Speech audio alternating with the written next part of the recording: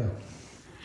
My name is Alan Lewis. I've been a member here at the Woodworkers Guild for a couple of months, and I started rebuilding guitars when I was 15, so that's been 40 years, and really got into it with the quarantine projects. And this is my latest quarantine project.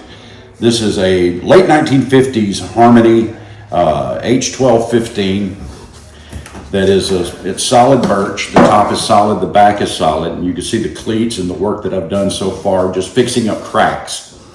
This guitar was somebody's. The lady I bought it from, it was her father's, and so I have been steadily trying to get it redone. I want to put a maple fretboard on it, so I have this piece of figured maple for the fretboard to replace this one.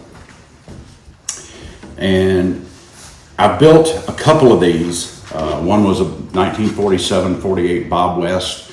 Worked on 57 Silvertone, a late 50s K.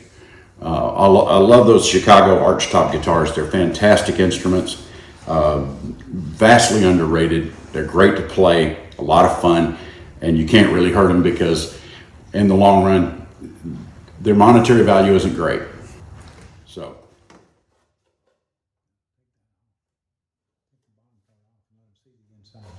So I've cleated all the cracks up and working on the top and the back to try to get it more structurally stable. And I think the thing I want to do is narrow this down because it's been rounded over. It's gotten into the kerfing here. So I want to bring it in and bring in a new binding that's walnut all the way around and expand the guitar back out to normal size and get it squared up. But that's my project.